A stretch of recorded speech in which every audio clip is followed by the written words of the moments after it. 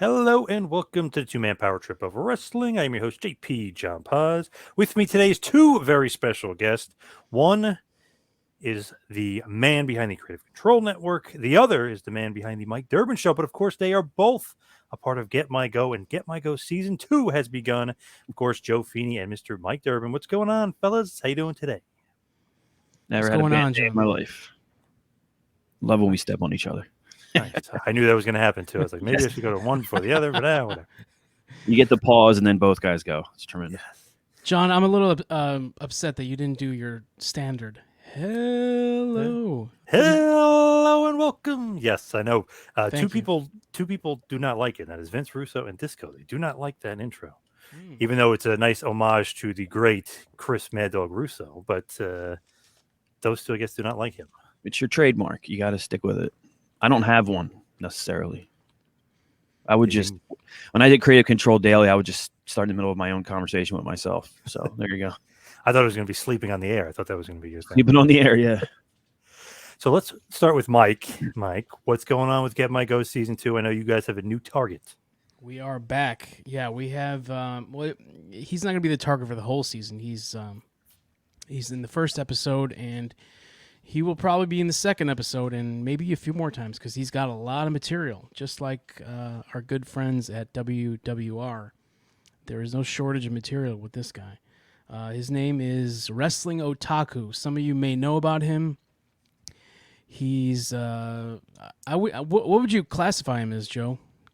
Like a YouTube Like streamer? a YouTube personality, fantasy booker type dude, woman hater. Woman hater, definitely. He's very misogynistic. He hates women, and he's going to let us know why he hates them, because there are at least 10 reasons why he hates women. Why does he hate women? That's kind of weird. Well, you'll see in the next episode. I hope he has like a Dave Letterman top 10 where he pulls the thing. That's interesting with him, though. Like, where does he pop up from? How the hell do you guys know who he is? Is just from searching the internet, or somebody led you to him? Do you know Girl on Cinema? Yeah. Yeah, so I became aware of her like maybe 6 months ago. Jim Cornette's daughter. Yes. Yeah. Yep. Yeah, I think I found out about her through Cornette somehow. I don't know. Anyway, I noticed on her YouTube page she had a couple different like clapback videos at him, because I don't know who started with who first, but it was Girl on Cinema and Wrestling Otaku. They were going back and forth. It's very entertaining. They both have a strong dislike for each other. And so I was just looking through this guy's videos, and I'm like, God damn, like, how can you have these videos on the internet? You know, even if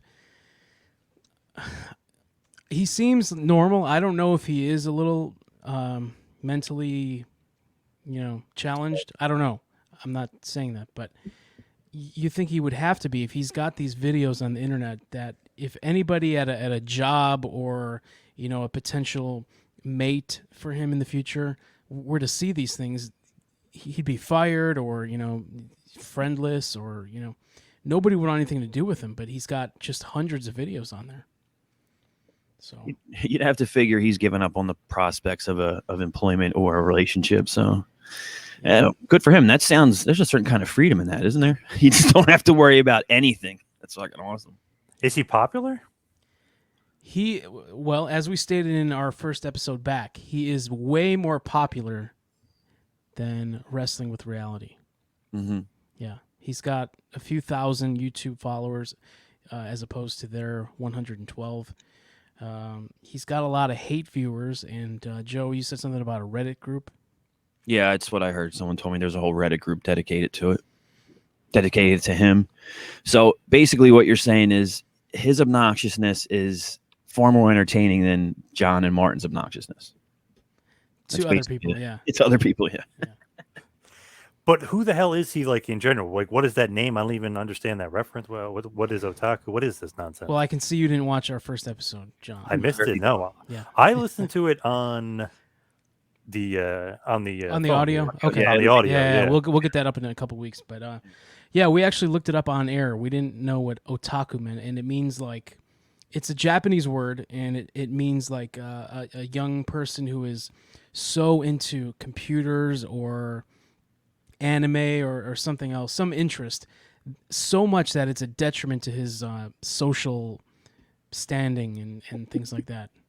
And it's a perfect name for him. Yeah, that's pretty genius. Yeah, there's a lot of otakus in the wrestling, in the IWC, I'm sure. Yeah. So what is it about this guy that you said, okay, Wanglin, Martin, okay, they're over here, but this guy needs to be covered. Why? Well, we had episode 50 was the last episode, but in actuality, we did about 60 episodes because there was a lot of part 2s and bonus episodes. There was at least 60 episodes on these two guys, John and Martin. So, we wanted to move on and do some other people, and I thought this wrestling otaku guy has to be the first guy back. And I wanted to do the 10 reasons why women of this generation are trash. That was the one I wanted to do. So I clipped that video months ago, and I was ready to do it. And I'm not going to say who we're doing it with, but I knew exactly the woman that I wanted to join us for this episode. So yeah, it's been just a scheduling conflict. Joe is so busy every night. He's, Raven Effect Mondays, rehash. Tuesdays, actually, we're doing this Tuesday. Like, I got to do rehash, but then, yeah, you're right. Wednesday is Konnan and Jim Ross. Thursdays, Konnan and Pritchard. Fridays, Arn. Thursday also includes Raven. Saturdays, that's no exaggeration. There is something scheduled for me every day, and then there's just stuff that I have to slip in. I got to put out Konnan Patreon stuff every day, and I'm not a kind of person that really just releases it. Anything we record on K100, not to get on a side topic or whatever, I re-listen to. So if we record 7 hours a week, I spend another 7 hours, editing it and making sure that we're all good. So it really is a lot of time, but I think it's worth it. I mean, I don't have any complaints about anything I'm doing right now. I'm pretty proud of the stuff that I'm doing, actually. So, and I've made, I've said this a million times on various shows, but somehow I managed to turn the little niche into a job. So who am I to complain if I'm just working from home at a desk? I can just go upstairs to my fridge. I can go sit out on the deck. I can fucking pet the cat.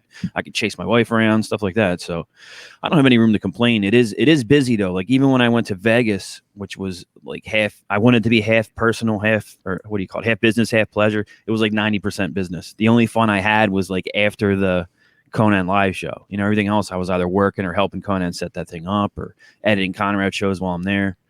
So it's I don't know why I'm rambling about that. Yeah, but cut me off. Yeah, wait, what does the guy do with wrestling? What am I doing? What am I doing? He's just bragging about all the things he's involved with. I think it's a therapy couch. No, yeah. So Mike was saying scheduling's hard. Yeah, I believe the third co-host we're gonna get for that, it'll probably be a weekend. So we have to nail down a Saturday or Sunday where we're all free. Yeah. Seems like a crazy topic on his part, just on the surface. Oh, the 10 things about women? Yeah. It sounds he did that, and then he did another one after that where he added some more reasons. And then I think there's another one specifically about one of the reasons. So, I mean, the guy is a troubled individual. So, would you now I'm gonna fuck this up even more and step in as interviewer. Would you ever consider having him on? We would never have John on. We potentially could have Robin. Would you have Wrestling Otaku on to close the season? Definitely. I definitely would. Yeah. Yeah. Because there's no. Would it be combative or would it be fun? I don't know how he'd react to it. He may like the attention. I don't know how. I don't know him that well. I know John Wingling. I know this man after listening and watching to many, many hours of this guy's shows, and we've analyzed his psyche for 60 episodes, so I feel like I know this guy, and I wouldn't want to talk to him on the air. I have talked to him on the phone before. Yeah. Since Get My Go started, I think I was talking to Martin on the phone a few months ago, and he ambushed me, and I don't know. I didn't know you could do 3-way calling. I didn't know you could do that anymore on cell phones. But yeah, all of a sudden, this guy's yelling at me, and it wasn't Martin. I go, who is this? I thought it was Martin's brother, the guy in the one that it's in the army that's always he's always bragging about him. I thought it was Martin's brother, yelling at me, and then I'm like, who is this man? And he's like, this is John Wanglin. I'm like, what are you? You don't sound like yourself, man. You sound very different. Are you sure? Who is this for real? And it was him. So I talked to the two of them on the phone for like 10 or 15 minutes, and I'll talk to him off air. But the minute you hit that record button, he goes into lying mode, and the manipulative shit starts coming out. So I wish he would have introduced himself like full. This is Jonathan F. Wanglin. F is for fucking. So yeah, I would definitely have Otaku on. Definitely. Yeah. That's cool.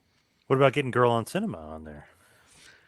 She kind of big timed. I don't know if I asked her to come on my show or Get My Go a couple months ago, and I think she didn't answer or something.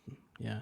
And then there was I don't know if Russo brand members will remember this, but there was I don't know how it came up, but somehow one of her clips might have gotten played on a Russo show, and he was aware of who she was. I think I may have sent him some clips of her. Mm-hmm. And I was like, yo, you got to get a hold of this girl and do something with her, because she has the exact same mentality about the business as you do. It's like the whole casual fan thing that Russo talks about, as he says, to nauseum. That's her thing. It's like the casual fan, that's what she's all about. So it's like, you got to do something with this girl. And then it was like, oh, well, I followed her.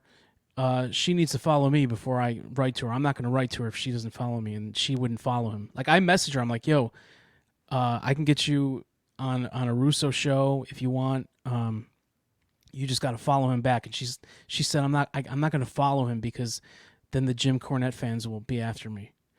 And I left it at that. I'm like, okay, forget it, man. It would have been awesome if the two of them would have got together.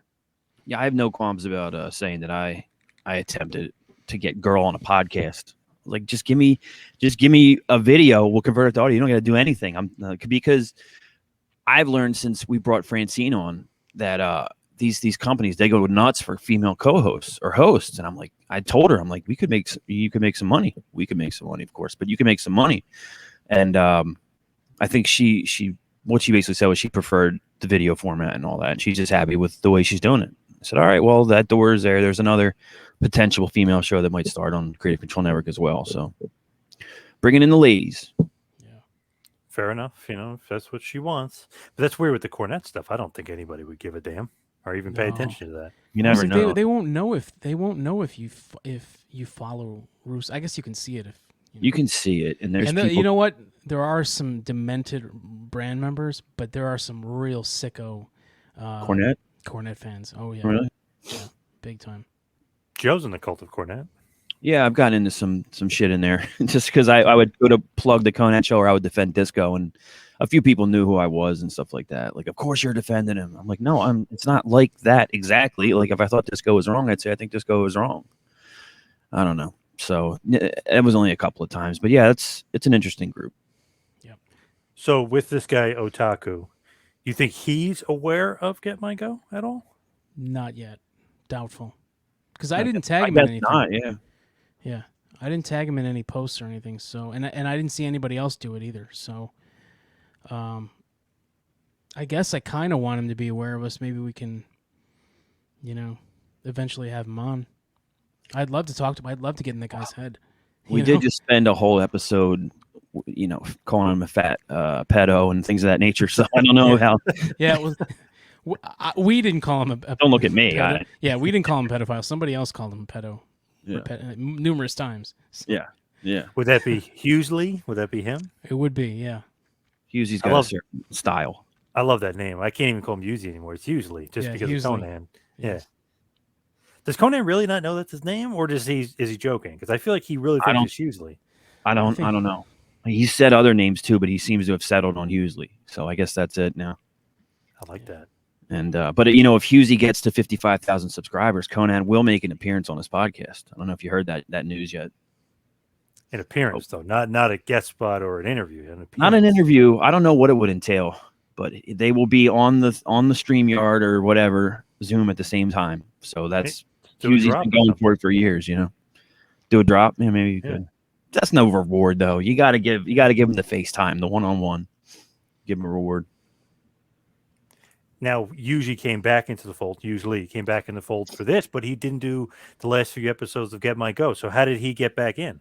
Well, that's the kind of weird thing I was thinking about that. Everyone's like, "Oh, Hughesy's back. Hughesy's back." It's not like he was gone. I mean, he skipped every, maybe every third or fourth episode. He wasn't on it. If you go back and look at who was on what episode, it just so happens that we recorded. I think the last part was a 3-parter. Joe, was it 47, 48, and 49? There was a 3-part Martin deal in there somewhere towards the end. Well, there's a 3-part, whatever. There was 48, 49, and 50 were all together. And we did those all in one recording session. And then I think Hughesy might have been on the 2 before that. That was also a one recording session. And we did the go to sleep one. Yeah, there was like a 2 or 3-part Martin arc. Yeah. And he was on that one. So it just seems like it's been a long time because he wasn't on the last 3 episodes. And then we took a 2 or 3 month break. So. Yeah. So it's not like he really left. You record a bunch, you tape it, you edit it. Joe does nothing. He just sits there and you edit it, you put it together. Yeah. And then basically the next week, or could be recorded the next week, but it really won't come out for another 3 weeks because you've got a bunch to put out. Yeah. I mean, there was a point like in the middle of the season when I had like the next 6 episodes, marked out. I didn't edit them all yet, but I had them all lined up like what's going to be what. I had them all mapped out. Damn, that's meticulous. Yeah, that's good. You got to get that shit in the can. But 6, wow. Yeah, well, I figure if we got a bunch of guys on a Saturday morning, we might as well do 2 episodes. And if they go long, which most of them tended to go long, especially if certain people were on it. Yeah. We may do a 3-hour, recording session for one topic. So, yeah. With Wanglin not being the focus. Have you noticed like a lack of energy? Have you noticed anything? Because it seemed like with him, it's like everybody's into it, everybody's loving it. Can you bring that same energy when it's not him? You know what I mean? When it's another victim? The views on we dropped it 3 or 4 days ago. The views are pretty much what they were for all the other episodes, except for like the Jeff Lane episode, which skyrocketed right away. The Jeff Lane episodes. Yeah. Jeff was on, I think, 4 altogether, but.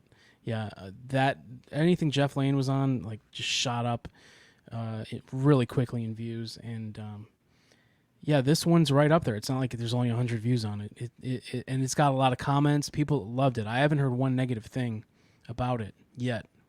So they're okay with moving on from Wanglin, I guess. Maybe they had their fill after that. Basically, the greatest like story quote. The clip of all time.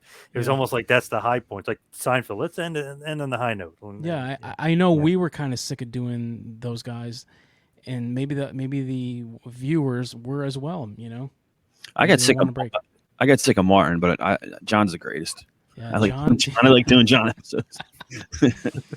Even like they still put out stuff occasionally, and I will never watch the whole thing, but I'll skip randomly through it just to see what's going on. And anytime I hit that stop button and play at any point in the video, you can be sure within 30 seconds, John says something either incorrect or just so ridiculous. He fascinates me, man. Both of them do. Well, I'll give you. Speaking of bragging, we'll do a little bragging here because the Get My Go podcast feed. This is fucking incredible. Has a lifetime downloads of 668,352, and I will show the screen this so they can. It's fake. No, it ain't, dude. The show's been going since June. Yeah. Or at least we stopped recording around then. So in the last 30 days, with no shows, no promotion, whatever, people just knowing about it.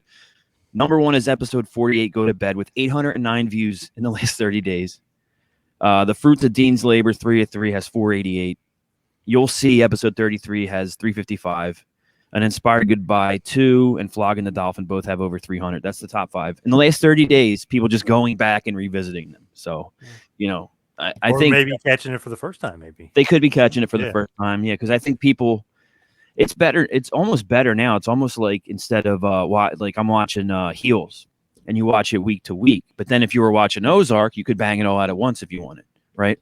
So with Get My Go, it was a fun thing to follow as it was happening. But now if you go back and listen to it in a row, like I know people who have done it, like that's probably quite the journey, because it really is. What a story, right? And then you bring Chad in, and Chad actually met him, and Jeff Lane comes in and has no idea why this guy's talking shit about him, and fucking effing for real guys leave, and John has a new idea, and it's dude, it's really good. I always tell Mike, I said it on here before, that I want my Blu-ray set before it all said and done, so I can watch it in 10 years. Yeah, and one of John's favorites, Corey Ryan. We did an episode about him, and then within a month, he's with us. We did one with him. So. And then I still want to hear the rest of that Shawn Michaels or Bret Hart story. I still want to get the rest of that. Poor Corey. And you know what? It's clearly, it was like such an important moment to him, and all we could do was just fucking shit on it and put a stake through its heart and just bury it and dig it back up and kill it again. Man, he was actually a good sport, which is why I immediately pulled back on that. I wouldn't make fun of him anymore. No. Yeah, I took that episode about him. I took that off. I think the audio one's still up, but I took the video off. So yeah, I think the audio's still up. I'm with him though a little bit though. I met Hogan twice in the same night, so I'm with him. With meeting some of those guys is awesome. Oh yeah, I mean I don't. There's been not really wrestlers, but when I meet like musicians of bands that I love, like when I met Nikki Sixx 3 times, and each time I've met him, it's like I freeze up. I can't think of anything to say to him. Because this is like, that's my Shawn Michaels, like to Corey, like the musicians. Like if I were to meet, I've met Gene Simmons a few times, but oddly enough, Gene Simmons is like, when you meet him, I just felt like I was meeting some businessman. Yeah, like I didn't get nervous or anything around him, but there are certain famous musicians that I met that I've just, because that's what I'm really a fan of. Yeah, and if someone was to take your stories, they could certainly parody him. Or if someone was to take my insignificant, I hung out with Axl Rose for 8 minutes story, they could parody the balls off that too. So it just so happens that Corey he got in the line of fire, because he was doing it on that show, which is unfortunate for him. True.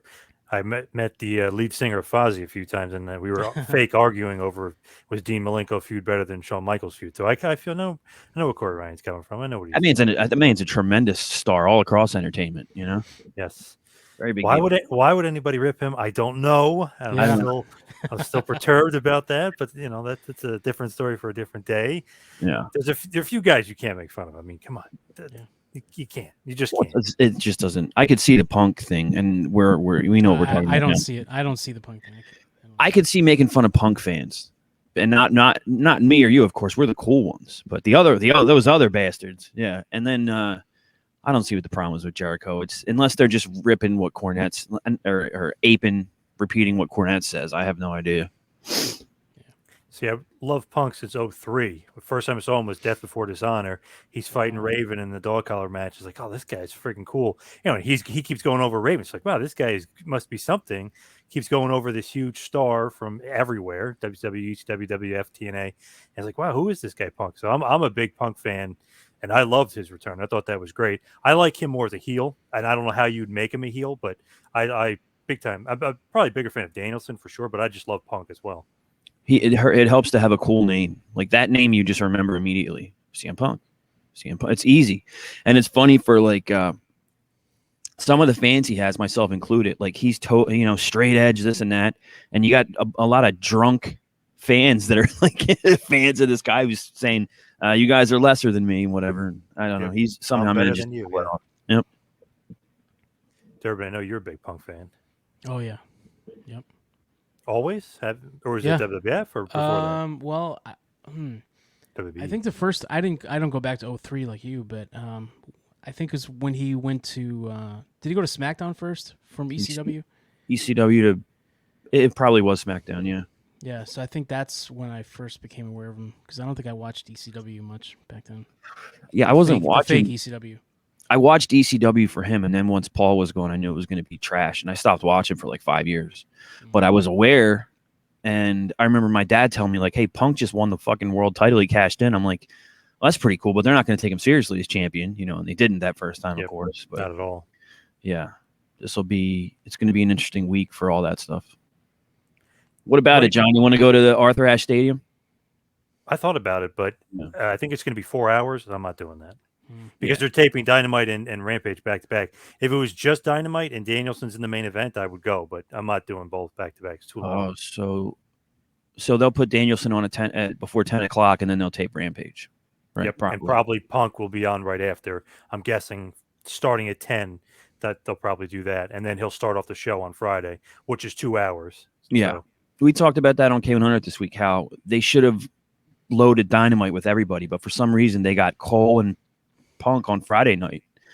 You think you would have put all these guys. Let's fucking kill it for Wednesday. But I guess they're dependent on Omega Danielson. They think that's enough of a reason for people to watch. I guess it is. For some fans. I don't know if and Sting's wrestling too on Dynamite. Oh, Sting and Darby, yeah, against FTR.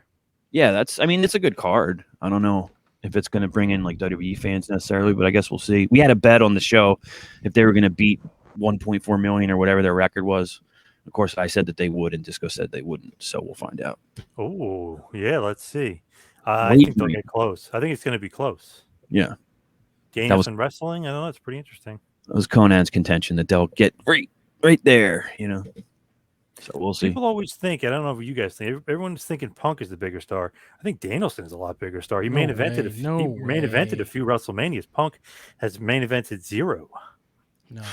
It's a tough. You're talking mainstream star. Punk's a bigger CM Punk, when he came back, he was on every media outlet for that following week. ESPN, everything. And he had his local. But he was never booked as the main eventer in WWE. It doesn't matter. And Brian was more well known. Brian was more recently a main eventer too. Brian was the main eventer this year. WrestleMania this year, main evented. Yeah, maybe wrestling right now, Brian. Like WWE fans, he might be a bigger star because you have to remember, Mike. If he didn't wrestle since 2014, the fans that have joined in between that, they don't really know him. They know him from video games and shit, maybe in the network. But Punk's definitely a bigger mainstream star. Don't forget he had a whole reality show prior to his UFC run, which I was one of the few people to watch. It's pretty close though, those two. Yeah. Even when they were in WWE together, when they did their house show loop, they were on the same show. They were beating Cena's show. So I mean, it's not like they both weren't popular in WWE together, but definitely pretty good. But that fan made out like a bandit. Now he's boys with Punk. He's hanging out backstage with him. The crying fan. Yeah. I knew that was going to happen. There's so many, there's shots of wrestling fans crying with everything anymore. So that was like, dude, they were waiting for that. Just great job by their production.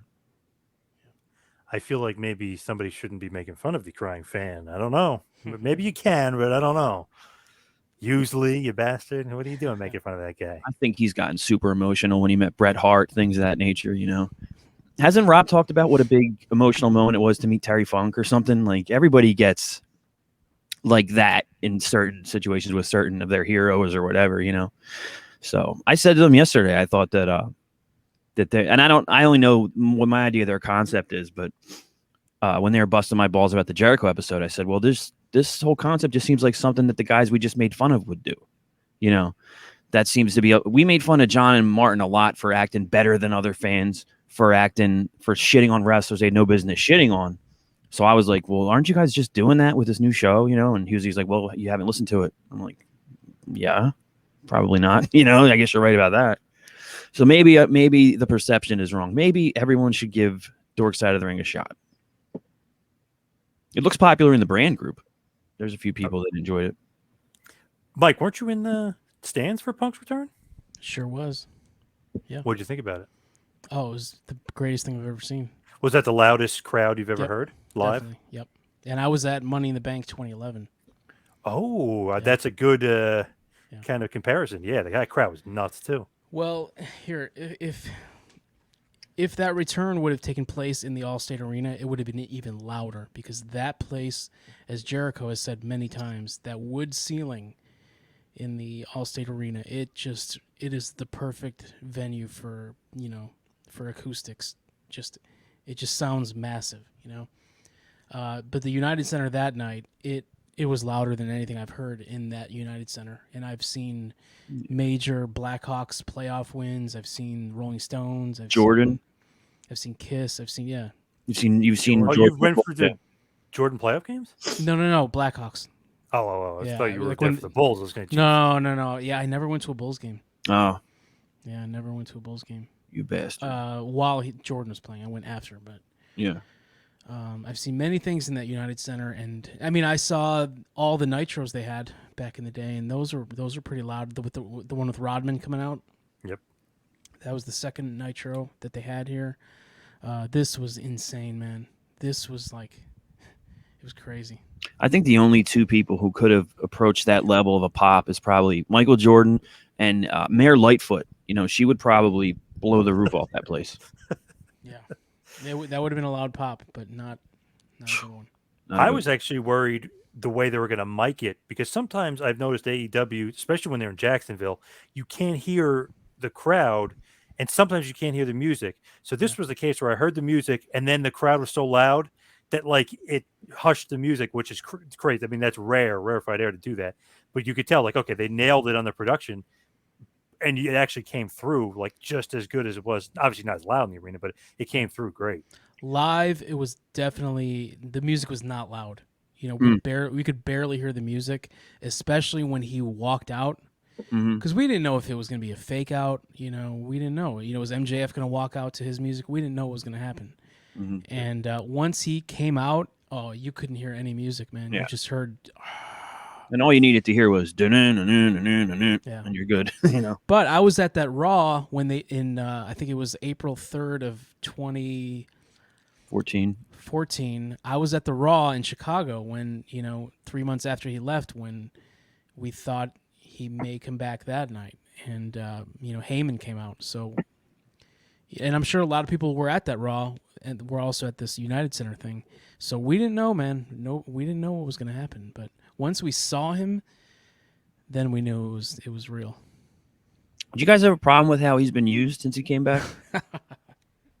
I don't care personally. I mean, personally, I don't care. Like, I don't care that he's starting with Darby Allin. I don't really know anything. I didn't watch AEW. I never watched a minute of AEW before that Rampage I went to, and so I didn't know about Darby Allin. All I know is like with Cornette, and he's like the only one I listen to that reviews AEW. But all these guys, like, I've always heard about them, so I don't know anything about them. But yeah, I don't care that he's starting off with these lesser opponents. I don't want to see MJF right away. Like, let him build. He hasn't wrestled in 7 years. He's probably not at his best yet. He needs to get his win back. He needs to get moving again. I mean, how many matches has he had? What did you guys think of the Allen match, though? I loved it. Very good. Yeah, Excellent. I loved it. I love the Old new. school. I love the pants. I love the look. Old People, school he too. looks Slow. too Good. skinny. He looks so thin. If you Not had a really, you'd see him flexing after the match. Not that skinny. Yeah, I mean, his upper body was. I mean, it was more muscular than it was when he was in UFC. I mean, when he was in UFC, he was like a lean. They all cut are. to 170. He was a welterweight. Yeah, he's probably like he's got to be like 215. I would imagine right now, somewhere around there. Yeah, if you had the chance to meet Punk, Durband, but the only concession was I've met him like 5 times. Yeah, but to have a personal conversation, it has to happen on a beach, and you have to be shirtless, and you guys have to share a family-sized beach towel. Are you down for that? The beach towel meeting? No, I don't need to meet him again. What You an got to odd- realize. You what got to an odd realize. question. Yeah. That's a weird question. You got to realize when he was off for 7 years, he would do the comic convention here every year. Oh yeah, Chicago Comic Con, right? And there would be a point where, after a couple hours, he wouldn't have a line, and you could just walk up to him. I mean, that's the point he was at, where, like there was one year when, Punk was at the Pro Wrestling Tees booth, right? Like they sponsored him to be there. And then you had AEW at the next like section, like they had a huge area, AEW did. And the Bucks were there, and I think Omega, like all these AEW stars are there, and they all had massive lines wrapped around the building. And Punk, you could just walk right up to him and get your thing signed and a picture with him. So I've met him. I mean, I never had a bad experience. He's always very kind, and he takes his time with each person. Yeah. There's a lot of wrestlers. I'm sure everybody listening and watching has they've met wrestlers that take their time with you, and then there's others that don't even look at you. Yeah. Hey, look at that. Nice. 2012 or something, maybe. Met Punk before in ROH. Never took a picture, which is probably pretty stupid in retrospect. Yeah. You got to figure if you were a big Ring of Honor fan back then, you could have been on his AIM list. Punk was on AIM talking to fans and stuff back then. So Hey, he's boys with Rob Naylor, who I know very well. So I could have been right in that crew. Damn. Yep, I actually do think about that. Like, geez, what if I And tried Bar to get Mark and all those other guys? Damn it, I could have been in there. Could have been in there. Everyone's going to Ring of Honor. I was going to fucking 3PW. And you fucked up. Ring of Honor was awesome. I'd say from Yeah. probably 03 to 08. And that's when I was, but guess what? Tight with the Blue Meanie. How do you feel about that, huh? Jealous? All right. A little bit? All right, that's fine. You missed ROH versus CZW. You missed I Joe did. versus I Punk. missed You all missed that. Danielson's title reign. Danielson versus McGuinness. That was like a really cold time for me. Like I said, like the last big thing I went to was the ECW reunion, but I didn't go to One Night Stand. I went to Hardcore Homecoming in Philly, 2005, and that was incredible, And then they did One Night Stand and then cooled it off for a year. And then when they came back and were on Sci-Fi, like we talked about before, it was kind of the shits. It wasn't what. And I've said this before, but between that and there was like like 3 deaths. It was like Candido, Guerrero, and then Benoit. I was like, I'm fucking done with this, dude. I'm done with this fucking sport. But you can't get away, man. You can't get away. But yeah, I'm back in, man. I'm really back into it with the I discovered, I was late to the party on the NWA. I didn't get into them until like 2 months ago when you guys, Joe, who'd you have first? We had Aldis a few times. We had Mickey James. We had Trevor Murdoch. We had Chris Masters. Yeah, and Camille. So like, they had like every week they had like an NWA star on it. And I'm like, you know what? Let me check this out. It's only $4.95 a month. Let me watch it. And I enjoyed it. I really enjoyed it. I like that they just get up to the podium and they just cut promos. They're not reading off the fucking prompter, backstage where it's, you got one guy looking this way and then the other one's looking that way. And they're both obviously reading off a teleprompter and it's shit that somebody's written for them. It's no good, man. I can't watch that anymore. So I love this NWA. I went to the weekend in St. Louis, the 2 pay-per-views and the 2 fan fests, and I had a great time at everything. Every minute of that weekend was great. So I'm a really hardcore fan now. And then thanks to Joe, I got cable now. Thanks. I haven't had cable TV in like 10 years. And, now with AEW, I went to Rampage at the United Center. I went to the Rampage 2 weeks later at the Hoffman Estates venue, 2 days before the All Out. Didn't go to All Out because I should have got tickets, but those things went really fast. Yeah, it's sold out. Yeah, but I don't love it, but I really, really like what I've seen so far, and I feel like, even Cornette today on the episode he just came out with, he said he gives 2 thumbs up to the last Dynamite, and he's never said that. He said that there's more promos instead of just all wrestling, and he really enjoyed it. So I like what I've seen so far. So last week was the first cable wrestling that I've seen in many, many years. So yeah, I'm back into it right now. I feel the same. Like it's hard for me to watch Raw, and I can't. I really rarely put SmackDown on too, but I'm on K100 to do these reviews, so I try. But like 8:00 rolls on Wednesday, I'm happily in my chair, like, ooh, here we go, Dynamite, and it's not always great, and I get some shit for it, on the YouTube and stuff for admittedly being a fan of the show, but whatever, dude. I like it, so whatever. I don't like all of it, but when you put guys like Punk, Danielson, Moxley, Jericho on the same show, guys that were my favorites in WWE anyway, obviously I'm going to like it. So who knows? It's not bad. It goes by fast. I obviously have to watch it every week, but it goes by pretty fast. I don't mind watching it.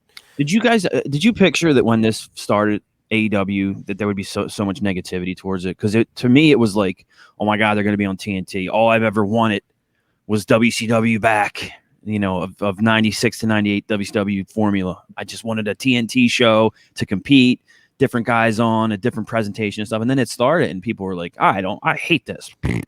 It's probably because of that Battle Royal. It's weird reaction. Battle Royal with the legless guy and the goofiness. And there's a bunch of guys, I won't go through them, but there's a bunch of guys that needs to get rid of, like, immediately. Oh, yeah. And strengthen the roster. But I can't believe those fans. You're finally getting an alternative to crappy WWE, minus the Roman Reigns stuff, crappy WWE, and then they don't like it, No. and they turn on that. Like, oh, you guys are never going to be happy with that. Yeah, like, what do you want? What do you want? Then go watch NWA. Go watch MLW. You know, Impact. I mean, I don't know what I haven't seen it in a little while, but when they have a big pay-per-view, I'll watch them. And I haven't had a complaint about Impact and their big shows for a long time. You know, so I don't know who's. Well, let's see. Callis was helping run things, and he's gone. And then his replacement was Tommy Dreamer. So I don't know what's going to happen there. He just got the boot from Busted Open, or indefinitely suspended, whatever you call it. From Impact too, yeah. And how John, how well do you know Tommy? Did you have a personal relationship? Or you just met him a couple times? So basically, he said I'm the reason that his daughters think he's famous.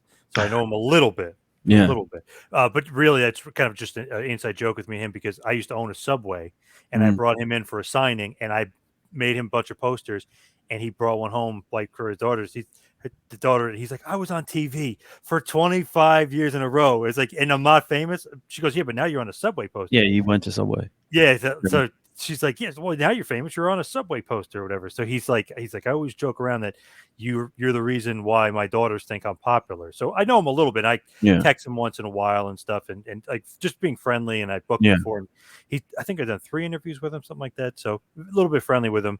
He means no harm. He's like one of the. I mean. That's why I asked you. Like he started as one of us anyway. He's one of those fans who went over the guardrail, and I've spoken to him a lot before I was even in any shows and stuff. And like I remember I saw him in this low budget horror flick, and if I wasn't lazy, I'd have the title ready. And he just played like someone's dad and had this really interesting scene.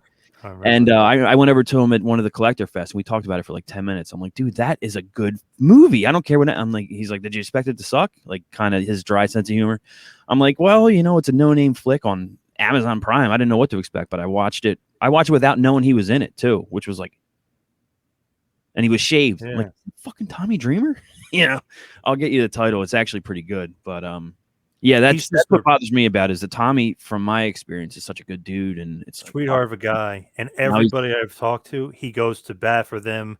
Like even when Paul was giving everybody issues and money problems, he was the one going to bat for everybody. He used, but he tried to protect all the boys. PJ absolutely loves him. I mean, if he needs favors, or if he's in a pinch or something, Dreamer always helps. So it's kind of unfortunate of all the guys that they want to cancel. It's like it's the nicest guy who literally got along with everybody. Crazy. Oh man, I'm gonna find this. Sorry, continue. So John, you used to own a Subway? Yes, that is correct. Wow, that's cool. It is not the great business that it once was, though. Subway definitely fell off. When Jersey Mike's came around, they were doing, and when Wawa took off, they were doing basically polls of like Subway was like #1 for so long. Yeah. All of a sudden, they're like 5th. Wawa was ranked #1 sub, then Jersey Mike's, then Firehouse subs, then someplace else, and then Subway. So it's like Subway definitely fell off over the years. It definitely does not taste the same as it used to. I mean, it used to be really good. That was my first job when I was like 15. I worked in a Subway the summer between junior and senior year in high school. We were allowed to make, you could make a foot long, for yourself before you went home. And dude, I would have like triple meat, like 5 times the amount of cheese, like bacon. I would make the biggest sandwiches, and then I just remember them being so delicious, and then as years go by, it's terrible now. I'll go into one now once in a while, like if I'm on a road trip and that's all that's available. It's just terrible. It's so bad. That Dreamer movie is called Almost Mercy, by the way. I will also recommend that on Raven's show this week just to irritate him. But it's probably on Amazon Prime. Like, it's a good little horror flick. Not like monster horror flick, but like kind of, I think there's a school shooter and stuff like that. That's the kind of direction it takes. And Dreamer, somebody's dad. It's just good. I'm not even like shilling. Like I thought it was. I'm actually probably gonna rewatch it tonight now that I recalled it. Almost. I feel like it's funny with Subway. Eat fresh. Jersey Mike's literally takes the thing out and they cut it in front of you fresh. We're getting it from U.S. Foods or whatever like local place. It's like this ain't fresh. Yeah. Jersey Mike's across the street. It's fresh. So I always thought that was funny. Eat fresh. I'm like, it's not fresh. Subway's not fresh at all. I hated Subway because in like Philly hoagie places, you get like big fucking sandwiches, like heavy. You're like, oh my God. And Subway was like, what's this? 4 pieces of turkey and 2 pieces of cheese? What the fuck are you trying to sell me here? It's a goddamn ripoff. Yeah, go to Leo's or something, right? Go to fucking Leo's. I'll get you Leo's. You got a couple Leo sponsorships. You got one. Yeah. Go to Leo's. Do it. Next time you're in Philly, promise me you're going to go to Leo's. I'm going. Actually, I want to go to MLW. I was talking to somebody about it. I was thinking about going, but I went to the last one. I was like, man, they're having another one already. I was like, shit. Yeah. And Konnan was infamously in the wrong corner of the wrong. I don't know if he was, whatever he was. I don't know, but he was in the wrong corner for the match. It happens. It happens at the best. You, It's like looking away from the hard camera. It happens. And you fell asleep. You missed it. Yeah, I missed it. Yeah. It sounds like I should have went. Sounds like I should have went to Battleground. I heard Battleground was a good time. I was, because Lavi obviously follows all the ticket stuff, and we were following it the whole time. He's like, Battleground's going to outsell Ring of Honor, MLW, and New Japan. I'm like, no way. And we're looking at the ticket thing that he always does. I'm like, oh my god! I go, they're going to like buy a lot. They killed them. It was like 1,000 to 400. I was like, holy shit! I stole that bit of knowledge and started passing it on as my own at the convention that day. This place sold more tickets than MLW, Ring of Honor. I was telling people, yeah. So they'll be back. It looks like they have a good little thing. And circling back to Dreamer, I guess this is kind of the Philly replacement for House of Hardcore, because I don't know if that's going to. It sounds like COVID killed that. I guess I don't know for a fact, but it's too bad. Yeah, it's funny because it's like an ECW nostalgia thing, and so is House of Hardcore. So it's almost like the same thing. But Battleground's been running for a while. One time it wasn't Philly; it was like the outskirts of Philly. They brought Nash into the show, and it didn't even draw that well. So obviously he's not wrestling. But still, I thought it had something to do with Hannibal. I keep seeing Hannibal plug it or something, but could be. I think he wrestled on there. Not that he's the Blood Hunter or anything, and we don't want to assume that, but of course not. He was there. Yeah. Do you notice that Mike changed his background? Did you notice that? Mike Durband show. What's on deck for the Mike Durband show, Mike Durband? Well, I got the month off, right? Yeah, you told me. So yeah, thanks to Ric Flair, I got the month off. Woo! Do you hear anything? Oh, never mind. I don't want to talk about that on the air. I'll ask you off there. As far as the Mike Durband show, obviously you get rid of the Get My Go thing. Yeah. Is our old buddy and friend, is he ever going to make a return to be the victim of Get My Go? Who? Johnny. Oh. Who? You? Oh yeah. He'll be back soon, I think. Really? Yeah. Okay. I think. I mean, if everybody wants to do it, but yeah, I mean, in our group chat, somebody will send a clip. Usually it's Dean. Dean always picks the best ones, and he'll send something. Sometimes I find him too. But I'm like, how can we not do this? Like, how can we not this Saturday? We need to do this episode of theirs, but we have not done it. But I mean, just the way John looks now. He looks odd. Like I don't know what the guy's doing with his hair. It's just somebody said he looks like he's cosplaying like a grade school child. So there's I don't know who made the comment on YouTube, but whoever did it, it was very funny the way you worded it. I ruined it, but yeah, no, I see it like picture day, where your mom would part your hair. Yeah. Where are they seeing him at? I put a little clip of him in episode 51, just like a little teaser, like, hey guys, we haven't forgotten about them, and I put like a minute-long clip of one of their recent episodes, and it's just as entertaining. I wonder if they're, if that's like a point of contention. They're like, oh, Get My Go's back. Wait, it's not about us? Oh. Yeah. Like, damn. They're not going to be interested in it. It's not about them. Yeah, of course not. Hey, Dean, when I had that conversation with Dean, that's when Martin messaged me. He's like, hey, you got some of your facts wrong. I was like, oh, okay. Yeah. He called me. Like, I got a phone call that night, and he wanted to come on either my show or Get My Go and set the record straight. I'm like, let's do it. And then, what usually happens with he and I is he'll, if you're watching this, Chris, I'd love to know why you do this to me all the time. But, Martin goes through phases with me where he'll be my great friend for like 2 weeks where, we correspond and we talk. He'll call me and we'll talk on the phone for an hour, after he's off work, And he's a great good friend. He is a great. But then he won't be. It's like, and he'll ask me, oh, can you come on my show and we can do a top 5 lead singers list or whatever. I'm like, all right. and then and then he was going to come on one of my shows and set the record straight of what Dean said. And it's like, it just, for whatever reason, like, we kept, oh yeah, can we do it this weekend? And one of us was always busy, and then all of a sudden he said, all right, Monday night I'm off, let's do it. I'm like, okay. And then Monday afternoon comes, and I confirm, and I get he no-sells me, and then I don't hear from him. And this has happened like 3 or 4 times over the past year, where he I talk to him frequently, and then he'll just disappear. So I heard Francine was one of their new targets for some ungodly reason. Like, what are you guys doing? Like, if there's an example, Don and Chris. Yeah, like they took some shots at her, and they'll take shots at Francine, I guess, because she does the show on Creative Control Network. But or because she did Get My Go, shout out. I don't know what the motivation is, but like, if there's one, I'll just think about this. If there's one example for these guys to follow, and God knows they won't do it, it's fucking John Poz. Yeah, John has all these shows. He never starts shit with nobody. Even in this feud, you're like Switzerland, and that's a good place to be because you can have friends everywhere. You don't have enemies. No one's going after John Poz. Why would they? It's fucking stupid. So that, but it's too late for them. I don't know. People get a hair up their ass. I think, controversy is what it's going to, if I'm controversial, people are going to listen. No, people listen to Cornette. Yeah, because he's controversial, because he's Jim Cornette. You're not Jim Cornette. No one wants to hear you just repeat Jim Cornette talking points. And so I don't know. When I started, my friends would always say, ask about this, get the dirt. And I'm like, I don't want to do that kind of show. I don't want to do Dark Side of the Ring.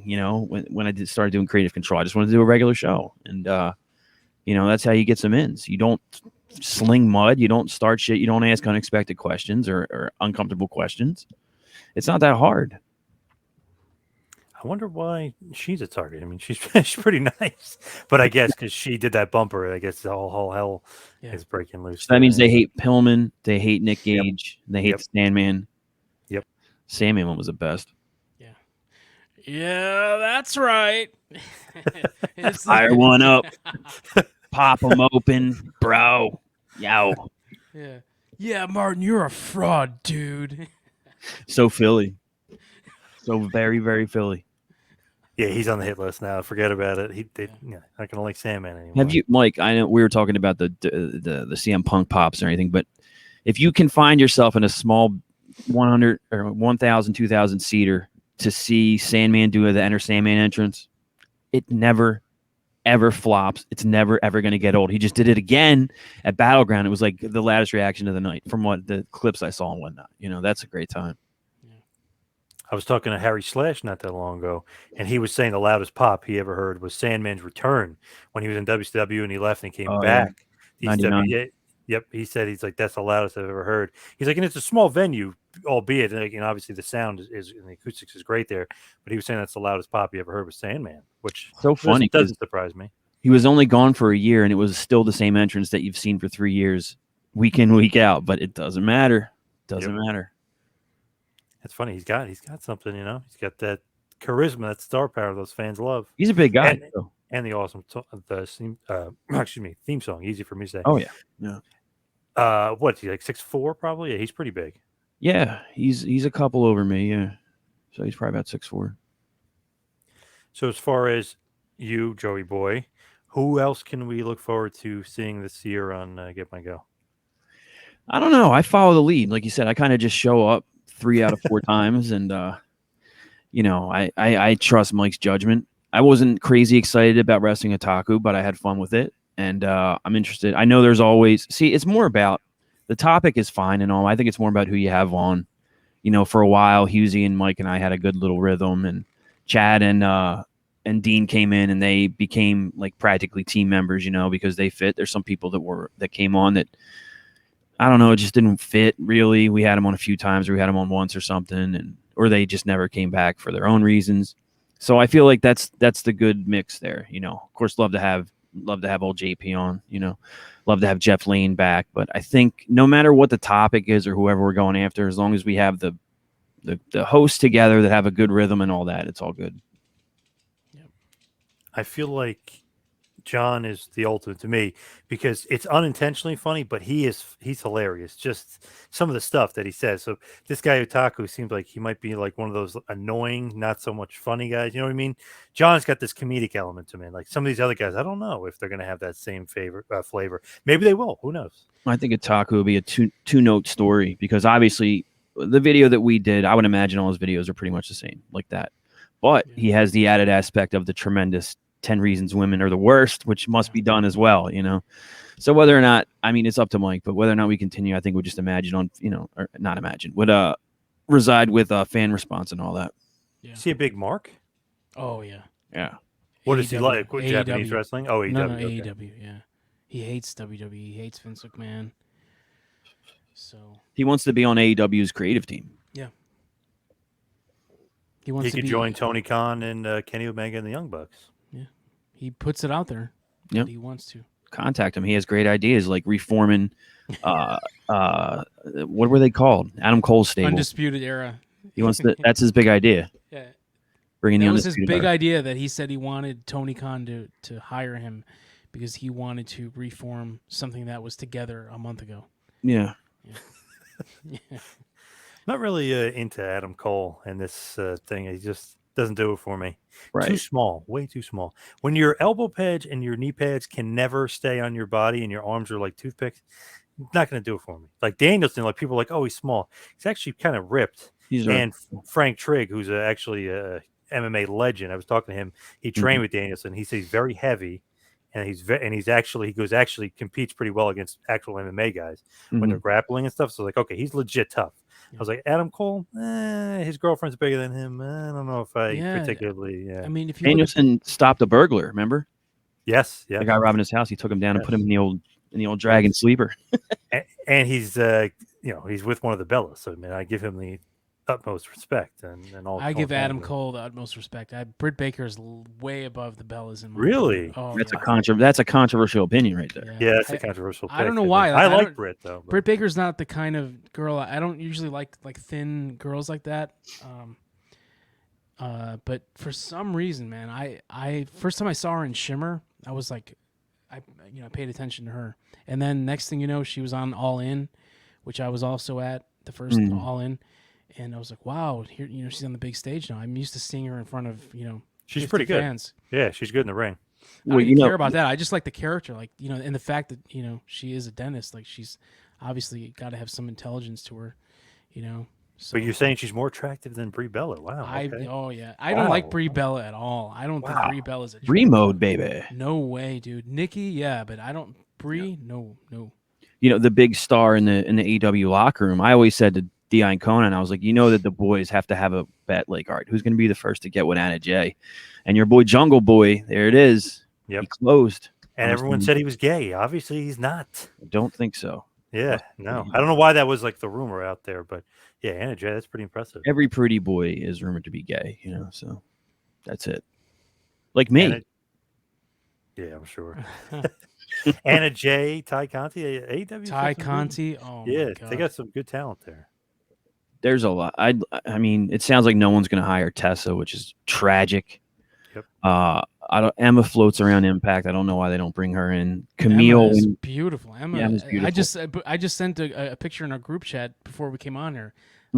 Some picture Emma just posted. I'm like, dude, why is this girl not like one of the top, female wrestlers? Like, stunning. And she was a great worker from what I remember. She was. Yeah. She could do that comedy style, and then she was really good. She was right in there with Paige and Charlotte, and Sasha. And at the beginning, she was right there. And then fucking that bogus shoplifting thing, I think, cut her knees out, cut her legs out. Unfortunately. Yeah, I guess she signed to Impact, but I wonder why WWE wouldn't bring her back, or that AEW hasn't signed her. She showed up for like a battle royal or something, didn't she? And that was it. I don't even remember. She was on a pay-per-view for a battle royal like last year or something. But yeah, I mean, if allow me to wrestling Otaku a little bit. If I was the booker, I'd certainly say, yo, let's beef up the women's division. I mean, we have talent and we have some rising stars, but like we need to thicken it up right now. Boom, Tessa, Emma, and fucking what's Camille's deal? How soon can we get Camille in here to just crush everyone? Because she's a fucking star and a half. Yeah, that whole NWA weekend, like that was my big takeaway. Is Camille?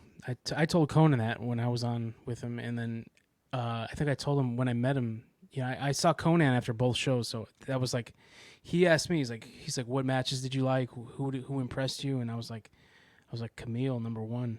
You know, just See, people, looking at her, and then in the ring, she's really good, and I mean, she's not the best, but put her with better girls and she will get better, you know? I mean, she just looks tremendous. And, you She's know, like an attractive China. Yeah. that's exactly what I said on Keeping It 100 2 weeks ago. Yeah, and, you know, at first she didn't speak at all. And then now she's, like tonight, I watched the Power Surge show, and she did like a 10-minute interview with the guy Joe Galley, and she's really good. She's like a real... You know, she's got that southern twang to her voice, good, and yeah. she's just real arrogant and snotty. I think she's a great character. So I think I'd like to see her somewhere, you know, bigger. I hope not WWE. this is a classic K100 question, but who's she dating? Is it Latimer? She's Thomas Latimer, Tom yeah. Latimer, Living yeah. together, yeah. He used to date Charlotte, right? Yes, did? they were engaged. Yeah. Yeah. No way. Put And he that on had my- some put that on actually my- I talked to him not too long ago. He had some addiction problems that ended up ruining that relationship. That was the thing, yeah. Wow, But he's clean and sober now. But that's the thing, interesting thing about Conan. I mean, I don't know people's perceptions and whatnot. Obviously, I've had a long working relationship with him, and I don't see some of the negative things you hear or whatever. But he's way into like what people liked and what they watched, and like who's over with you. Who does the crowd react to? Like, you know, he's way into that. And to me, that's the smartest way to be if you're going to be, you know, booking or creative or whatever. You know, you have to get that feedback. You can't just dismiss it. I mean, Like some people or organizations, they just dismiss it. We know what they want. No, why don't you ask them? You know, I noticed he's pretty smart, like to who's good and who's not. Like sometimes I notice Disco is just kind of either assuming or just doesn't like the guy. He's like, oh, this guy stinks or this guy's not that good. Conan's like got his ear to the ground. Like he actually knows or he's seen these guys. He's like, no, this guy's great. Like Disco just be like, oh, Pentagon and Phoenix, whatever. Like Phoenix is awesome. And Conan's like, no, Phoenix is great. He's like the next Rey Mysterio. Yeah. So, like he knows his shit. his track record is pretty phenomenal too. Of He's guys like Dreamer in a way where he's like Dreamer. everybody likes him. Yeah, like he For sure. discovered Bray. You know, he worked with Chris way back in the day. Phoenix and Pentagon were his projects, and all that. Like, and on and on and on. That's why I don't watch too much lucha. But when I hear him mention this guy's going to be a big deal, I take it seriously because he's very. I mean, when does Konnan pick someone and then it's been a failure? You know, it's just not the way it goes. And Disco likes Kevin Owens, so I mean that's a whole different story for another day. I like Kevin Owens. Oh come on! Wait till he comes in. Him and Sammy Oh, coming into AEW. That will literally do. That'll be the nothing. jam. Dozens. Owens is a company killer. I don't know if anybody knows that. About Owens versus Jericho again. What about that? He literally almost bankrupted and killed Ring of Honor.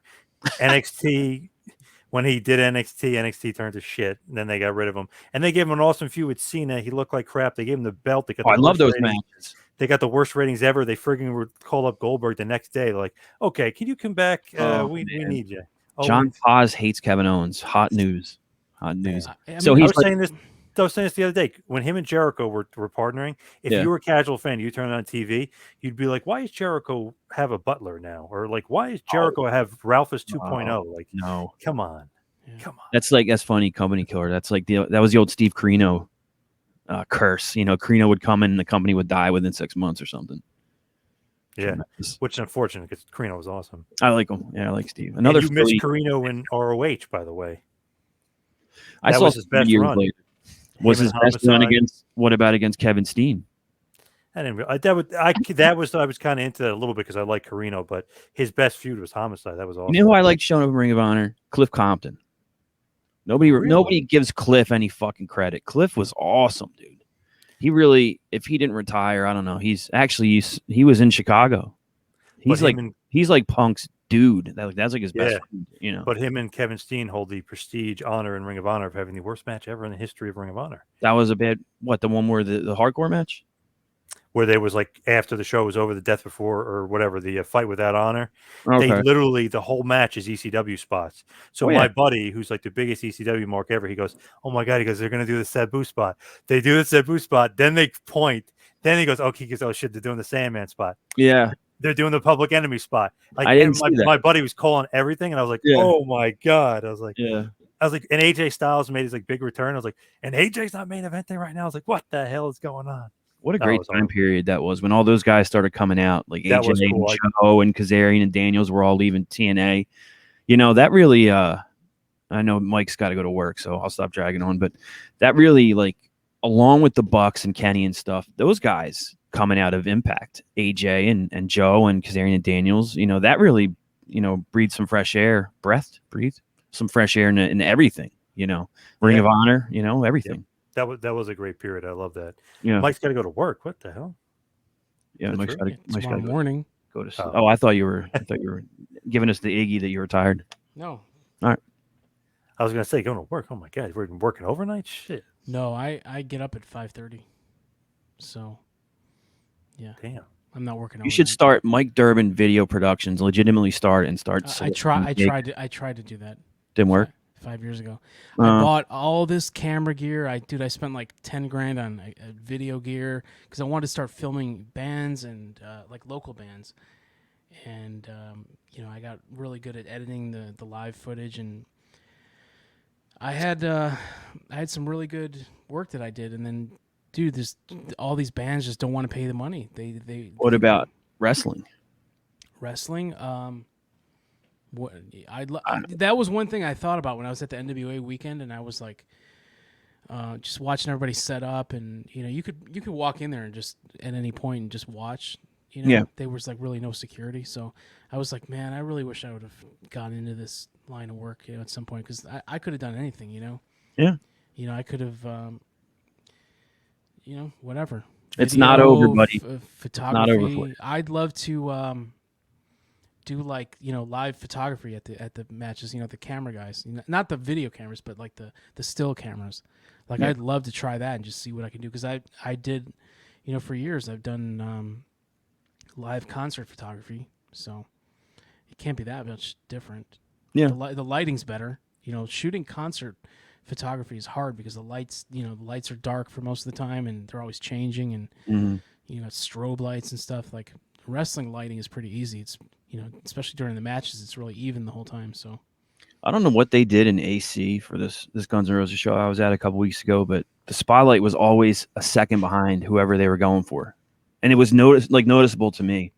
Like, I got weird tics like that now, where I notice stuff like that. I think I've said it to one of you guys before. Like, I notice on TV shows the sound effects. Like, I think that's what I want to be, the sound effect guy. That's what I want to go into. Like, whenever someone puts their phone down or checks Foley artist, if you will. yeah. Is that what that is? Yeah. Or doors slamming, horn honking, footsteps, whatever. Like, for some reason, my ears are in tune to all that now from just editing and recording. I was like, man, maybe I'll transfer into that someday. What was GNR at Hard Rock? Yeah. Nice. I wanted to go to Toby Keith, but I missed it. It's a great venue. I really liked it a lot. So I believe I've seen Black Label there before, BLS, if you're familiar. Very cool venue. You know, star frontman Chris Jericho and Fozzy were there, but do you know who they opened up for? Trivia question. No idea. Mike, you got to guess? No. Nickelback. It was Nickelback. Oh, Jesus, what the hell? Those two don't go together. Open for Nickelback. That's a big slot. Yeah, but it just doesn't seem like the right type of music for Jericho. Yeah. They're gonna say Down or something, or some good band, but No, Nickelback. Yeah. I hope it was good money. All right, but let's head towards the wind down. Head towards the finish as Mike has to go to work.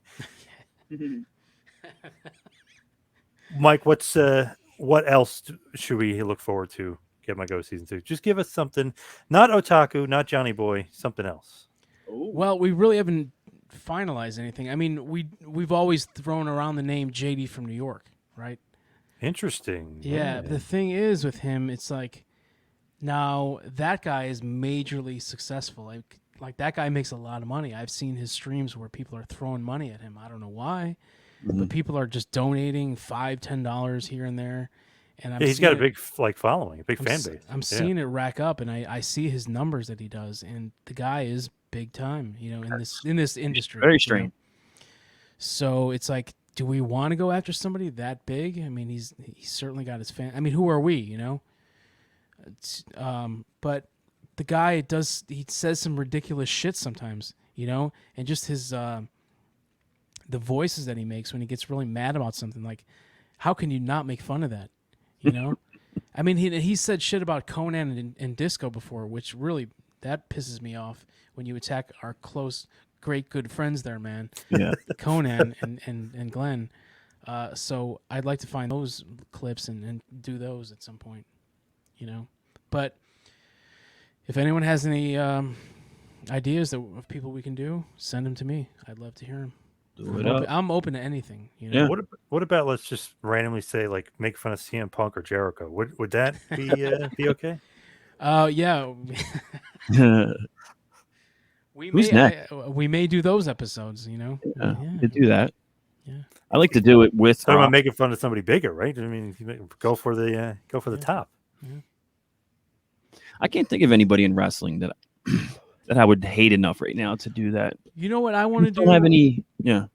You know what I want to do, and it can't be Forget My Go because it'd have to be on. I'd have to do it on my show. But I was thinking of doing a show where I critique all the brand shows, like their audio quality level. I was going to say that. Yeah.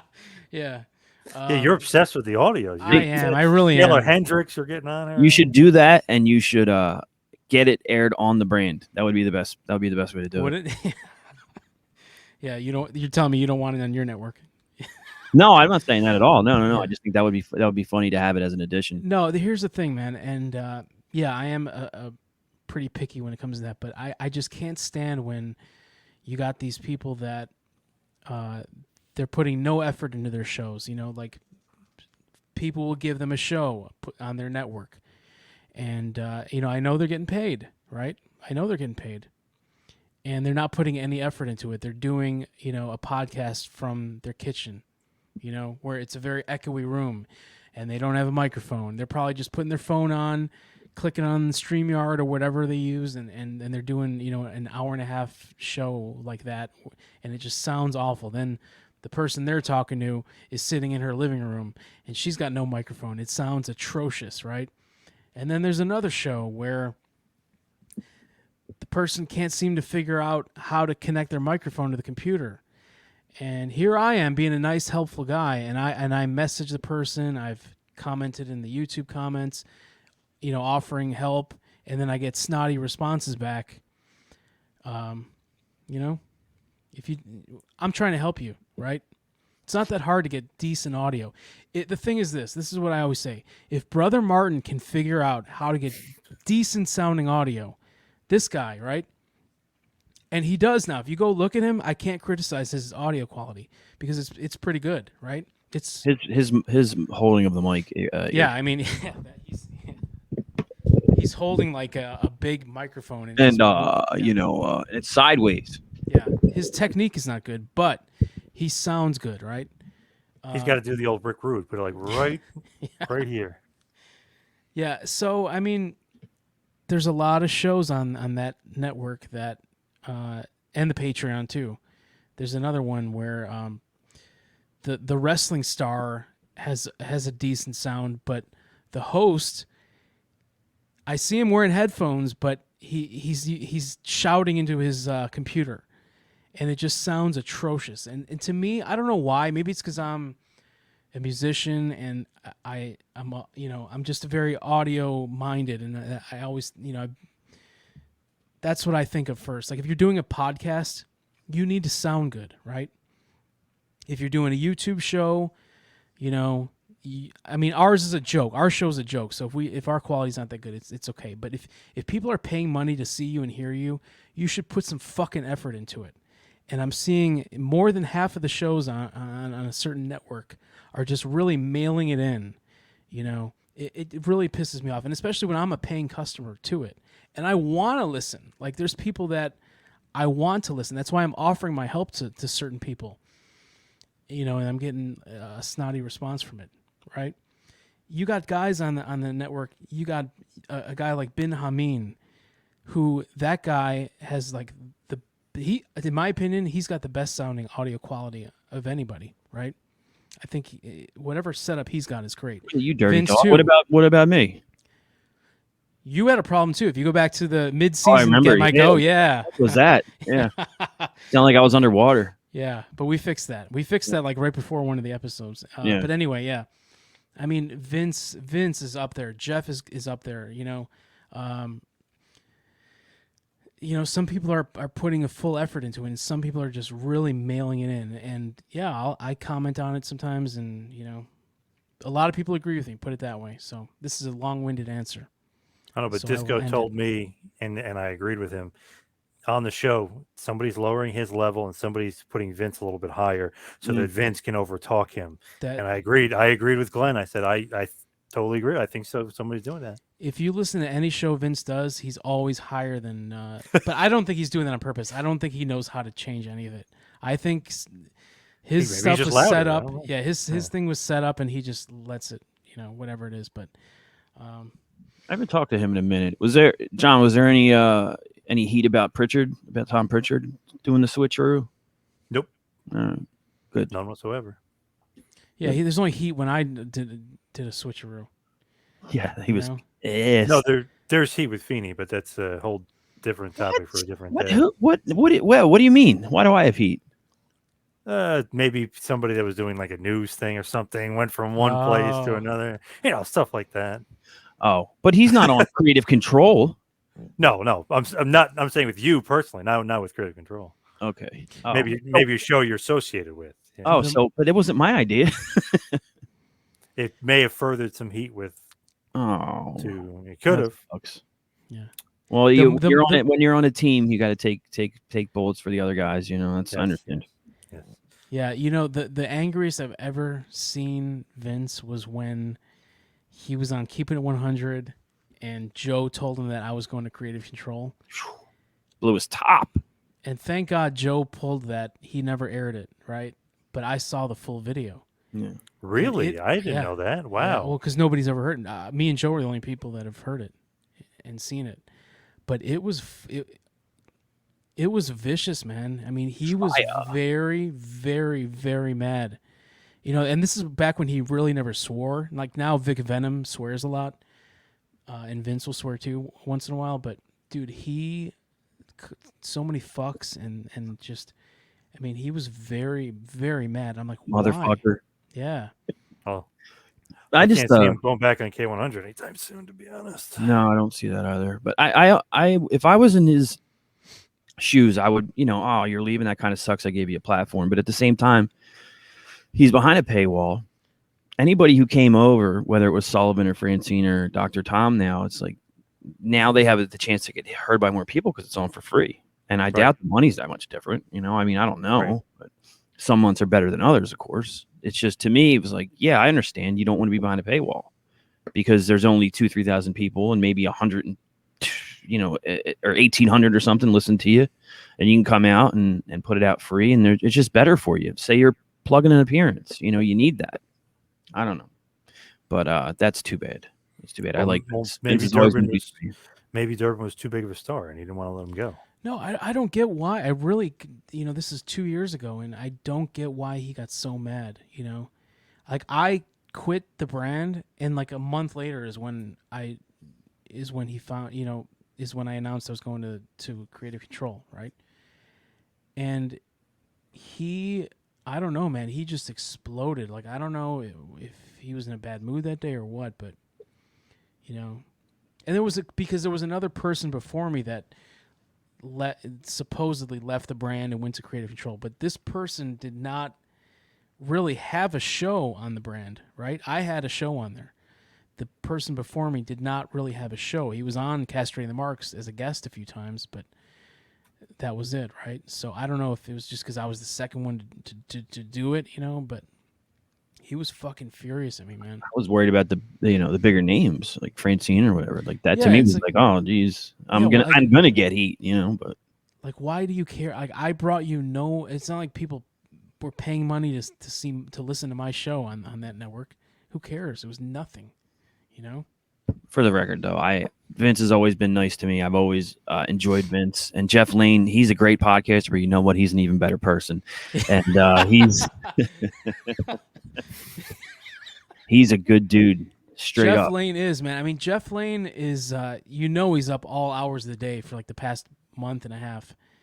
I mean, this guy, like Vince said on Castrating this week, Jeff Lane is, he's the heart and soul, baby. Yeah, I mean, Jeff messaged me a few times every other day or so and asking me if I can log in and what I can see and what I can access, and I'll help them as much as I can. But he's probably going nuts with all these problems. I mean, Jeff has got to be getting 0 hours of sleep, man. Poor guy.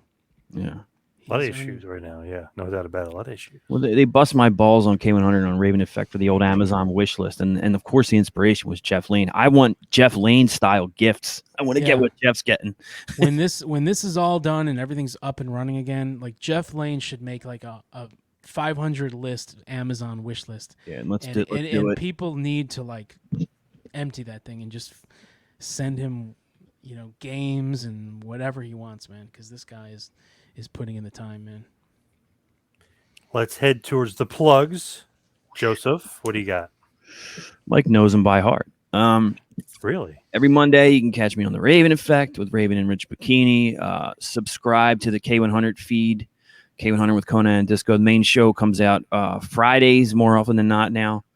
And you can get K100 Talks on Sunday and Rehash on Wednesday. K100 Talks would be your pop culture / news, about 15 to 20 minutes of Konnan and Disco discussing a topic. Rehash is a look back at the early years of the show and some unreleased stuff that was only on Patreon. And, of course, the main show. When's this coming out?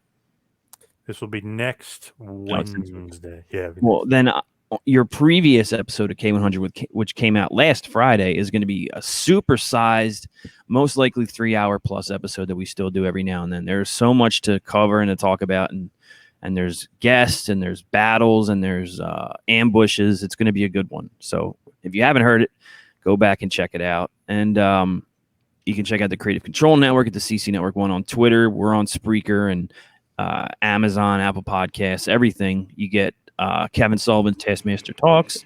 You get As Up Here with Francine. You get Taking You to School with Dr. Tom Pritchard now, which I wholeheartedly enjoy and would listen to even if it wasn't on the network. Dr. Tom is great. He was one of my early guests.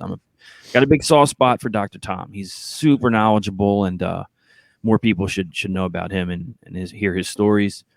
Mike Durband's on there. Husey, an honorable mention with Shane Hagedorn and Jeff Schwartz. If you're a Ring of Honor fan, check those guys out. They do your Ring of Honor retrospective on an event or a topic every week. Let's see what I need to run through here. Husey, Outlaws and Gunslingers with Bang and Dang is your true crime / Old West / gangster story. If you're into true crime in American history, check these guys out. They will take a look at a famous name from the past or famous event and do so with their unique humorous slant. Apparently, I heard they do enjoy swearing a lot. I heard we get a swear-free episode this week. I haven't heard it yet, but that'll be something new. Are those the Indonesian guys? Yeah, the two Indonesian guys. Yeah. Business of the Business with Mr. John Poz, and I don't know, Labby Margolin. There you go. Perfect. I'm all right. Good. I've been saying it right because I wasn't sure. And so that's your deep dive into the business of pro wrestling, ticket sales, ratings, who's drawing, who's running shows, who's going where, and all that. That's if you're into that behind the scenes, behind the curtain shit. I've learned a lot from listening to that. So check that out. Add that to your weekly schedule.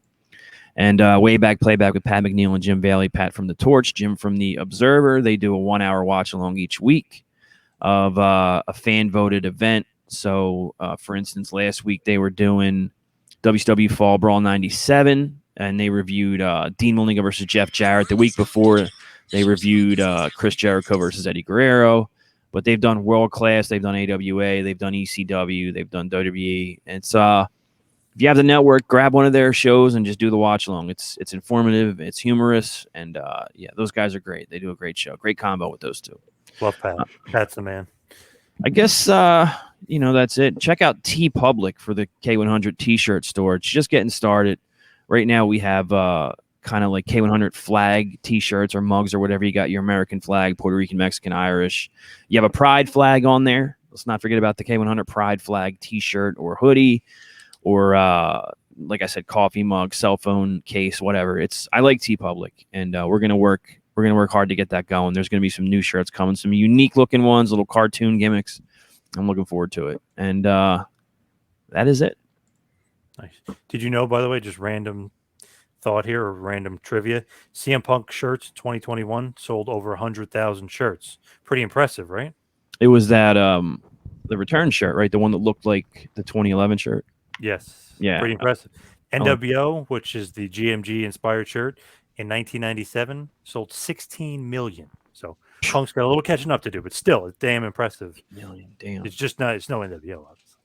Welcome to the business, honey. Durband, what do you got? Business, honey. Yeah, speaking of T-shirt designs, I designed this for Glenn, and he didn't seem too enthused about it. There's not much with, like, he doesn't care. Yeah. I brought the TeePublic story. He's like, your ideas seem to work. I don't care. Just do it. Basically, like, just do it. Just do. You don't even have to ask me for most things unless you think you really have to. Just do it. Yeah, but I'd like to plug beardedwickcandles.com. It's my friend's candle company. beardedwickcandles.com. And this guy's got the most delicious smelling candles, and he makes them by hand. Check them out. I'm glad you're plugging that here, because don't think about giving any free plugs out on CCN airwaves without giving me my piece, my cut. Yeah, he's going to have to pay for that. Yeah. Anything else? Your socials? Nothing? You're at Mike Durband? Nothing? Yeah, at Mike Durband on Twitter, at Get My Go Show, youtube.com/Mike Durband, youtube.com/Get My Go. Yeah. Season 2 it started. New episodes coming soon. What else do I want to plug? Oh, I want to plug the NWA. I mean, I talked highly about it earlier. I really encourage people, try it for 1 month. It's $4.95 a month. For that $4.95, you'll get all. I think they have like 40 episodes as of now. Check it out. What's the hot chick quotient over there? Who's going? What do they got? They don't really focus on that. I think now that Empower started, it seems like the main event on tonight's episode was a 3-way women's match. Mm-hmm. So I think hopefully Chelsea Green, no? That was last week. Yeah, I think that was last week. But this week, it's Sky Blue, and she's from Chicago. Oh, big fan. Yep. Yeah. I think I like the looks of her. Yeah, she got a great pop in her hometown. Thunder Kitty is in the main event. Is in the 3-way. No idea. She's also a Shimmer wrestler. I forget the other person, but just check it out. I mean, Nick Aldis is taking a sabbatical. Nick Aldis, John, did you hear? He thought I was a Make-A-Wish kid. Yeah. That was not nice, yes. But I'm actually surprised he got 3 years probation. And Conan kind of agreed, even though he's the judge. Should have been worse. I don't know. Here's the thing, man. I mean, Joe, you should have had me on this week. Joe should have had me on last week, actually. I heard somebody nixed it, though, I heard. Oh, Joe really? wanted you on, but I heard somebody nixed it, yeah. Is that right? That's even information outside of my wheelhouse. Whoa, okay. Okay, tell me who Put nixed the it? kibosh on it. Conan didn't want you back on, is what I heard. Really? I don't think that's true. I don't think that's true at all. I'm making that up. I have no idea. Yeah. If anyone, it'd be Glenn, because Glenn did not like my review. But yeah. Oh, ouch! Come on, Glenn. Mickey James liked it. Yeah. Maybe I'll. Shouldn't that carry more weight? Come on. Yeah, but anyway, Nick, his recalling of the story was like 50% accurate, and then 50% just fabrication. Well, you have to remember. He definitely knew who I was. He was so exhausted. Yeah, right. He knew who I was, and I bought his fitness book, right? Uh-huh. And he also autographed that to me, and he wrote a very inspirational message in it. We had a great talk about fitness and his supplements. LegacySups.com. Use the code K100 for 10% off. Is that what the code is, Joe? Yeah, unless do we have another one? I can't remember, John. Did you have Legacy Subs on Sullivan or something? Taskmaster. Use Taskmaster, I said. That's what I said. Taskmaster. There you go. Or Francine, or well, that's it for us, really. Yeah. So and that code repeats. So if you want to use K100 one time, or Francine another, Taskmaster another, they're good forever. 10% off. Nice. Yeah, it's good stuff. I have to do that. I'm fucking fat. So. But thank you, Joseph. Thank you, Michael. Oh wait, I got one more. Oh Jesus Christ! Yes. Don't forget at JFFEENEY 3RD on Twitter. don't forget the Amazon wish list. And you know why I'm saying this? Because by the time this airs, the following week, I will be 40 years old. So don't be afraid to send me a nice birthday wish. You old bastard. With a present. Yeah. You old bastard. Yes, sir. But thank you, Joseph. Thank you, Michael, for joining me. Appreciate it. And of course, check out Get My Go Season 2. It is a very decent show. Michael? Great good show. Oh, John, I can't believe I didn't mention this earlier, but we'd love to have you on. I just thought of that now. Why did it take me so long to think of that? All right. John, I think as long as I don't get this, heat with Konnan and Disco, sure. I asked you this before. I said, you seem like a really, really nice guy, though. You don't have too many feuds with people. No, unless it's David Bix, but which is a joke, obviously. We can do him. You want to do him? No, I'm joking. I've talked to him before. I actually just talked to him recently via email. Won't do an interview, but we're friendly. So but somebody messaged me and said he's an asshole. I was like, no, he's a nice guy. He's just sarcastic as hell. I wouldn't do it on him. No, he's okay. Oh, okay. I've known Bix I don't know him, but I've known him for a long time when he was a punk kid on the Smart Marks message board. Yes. That's a deep cut for him. What, were you on that too? No, but I've been at an ROH show where he threw like this huge stink. It's like, oh, jeez. Like, why? Like, what are you doing? But yeah, he could be a little out there. He knows his stuff, and some people don't like what he's up to. I guess not, huh? Some of his comments, yes. Should write a book. Yeah, I might be with him, so we'll see. There you go. Yeah, but thank you again, Joseph. Thank you, Michael, and everybody. Check out Get My Go. Thank you, guys.